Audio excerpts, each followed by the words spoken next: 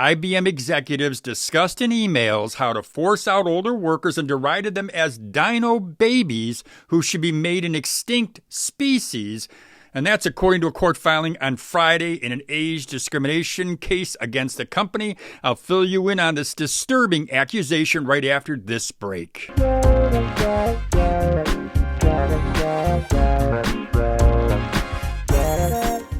Welcome back to Over 50 TV. My name is Lou Reyes. Well, the latest act of blatant ageism involves accusations against IBM. According to an article in the Economic Times and multiple other news outlets, IBM executives, they discussed in emails how to force out older workers and derided them as Dinobabies who should be made an extinct species. So what do I say to that?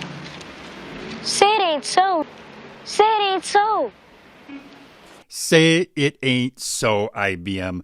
This would be personal for me because I've been an admirer of this company since I was about this big.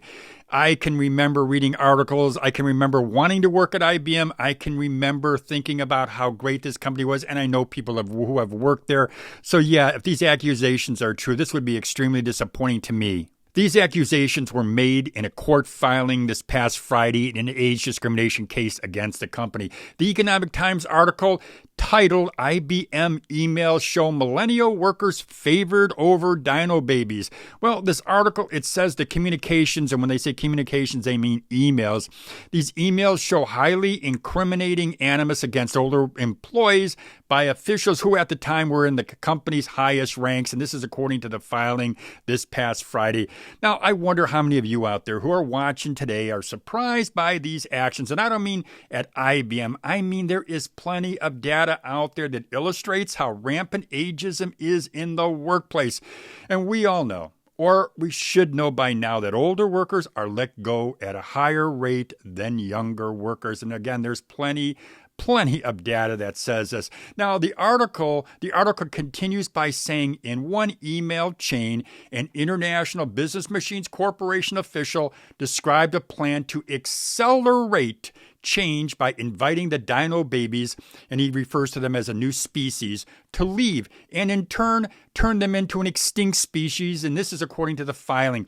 Company officials also complained about IBM's dated maternal workforce that must change. Now, am I imagining things here, or does this sound like a manifesto to you? I mean, this is crazy stuff, and honestly, I'm shocked by this.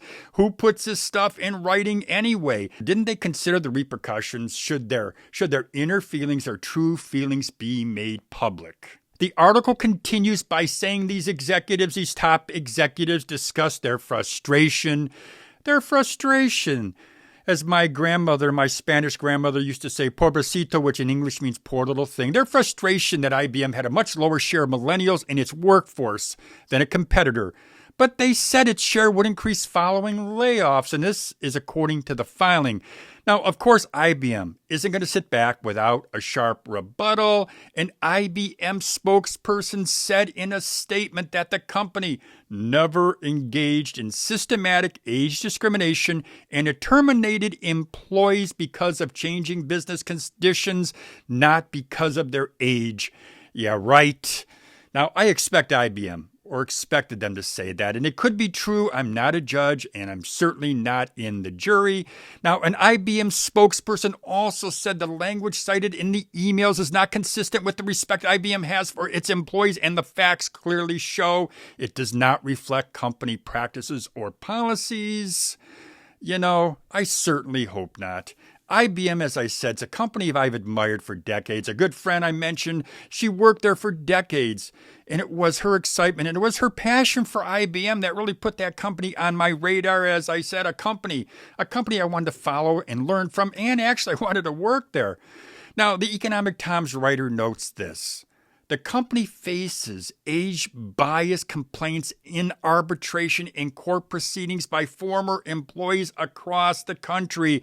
And to me, it's disappointing because it's an indictment of an unstated ageism policy that is widespread. A former IBM vice president of human resources said in a court deposition in one of the cases that the company faced talent recruitment problems and determined. They determined one way to show millennials that IBM was not an old fuddy-duddy organization was to make itself appear as a cool, trendy organization.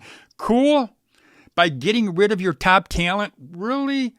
Well, if the accusations prove true, IBM could be giving up some cool cash to the tune of millions of dollars to the person they discriminated against. Friday's court filing was submitted by Shannon Liss-Riordan. I hope I'm pronouncing her name right. She's a lawyer who represents hundreds of workers suing the company. And she says IBM has engaged in egregious age discrimination. And she said this in an interview this past Friday. She says IBM has tried to use arbitration clauses to shield that evidence from the public and other employees who are trying to build their cases of discrimination. Now, in no way do I think all companies see older workers as dinobabies and think older workers should be made an extinct species. I know many organizations that value the skills and the experience that older workers bring to the table. But sadly, it is stories like this that cause older workers to be skeptical when they're let go from a job or when they're turned down for a job that they applied for. Now, I plan to keep you all of you updated on this lawsuit. I don't know when the new information will come out or what the procedures will be, but I do know when it comes to the courts, it will take a long time to get a result. People ask me all the time, Lou, why do you press so hard for older folks to learn new high-income skills, or why do you recommend so often that people start a side hustle? Well, this story, it tells you everything that you need to know. You could be on the outside looking in if you don't do one of those two things. Now, if starting a business is your next best career move, I'm going to suggest 3 things. Number 1, subscribe to our new YouTube channel. It's called Side Hustle Rules. I'm going to put a link in the description box so you can check it out. Number 2, get my free Side Hustle Starter Kit. This kit will walk you through the first steps of launching your side hustle. And number 3, join me on Patreon where I go deep. I go very deep into starting a side hustle or a full-time business. Now, I'm going to say you got to buy a subscription, and I'm sorry if this turns in or you think it's an advertisement, but it's not an expensive subscription. I've kept it real low.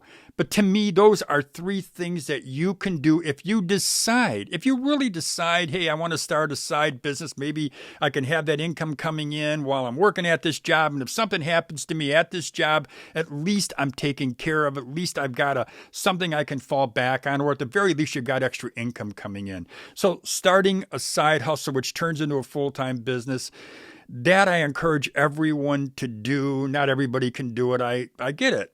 I think most people can. But the other thing I said is learn a new high-income skill. And I have plenty of videos on this channel that talk about some of the best jobs, some of the trends that you can follow, trends where jobs are going. And I want to suggest that, and I don't want this to come off, the end of this video to come off as me pontificating or as me, trying to teach a lesson, because I'm not trying to do that. I mean, we've all been through the same stuff. I mean, I'm over 50 years old, as you can probably tell. But I know what we need to do because I've had to do it. I've had to do these things. So I'm not just throwing this out at you and hoping that you're going to hear it and just for my own benefit. No, I really am sincere when it comes to helping people who watch our channel. So I won't go into any more other than what I've said. Start that side hustle if you're inclined, or go ahead and please learn a new high-income skill. I'm going to put at the top of this video on one of these 2 sides, you're going to see, and I think it's on this side, you're going to see some what they call cards, which will give you you click on it, you go to one of my videos that talk about some careers that you can follow. I stress once again, there are some great companies out there. You just got to find them. They're not as difficult to find as you think. Well, that's all I got for you today, my friends. I'm really glad that you listened to me. You had a chance to hear about this. This news came out.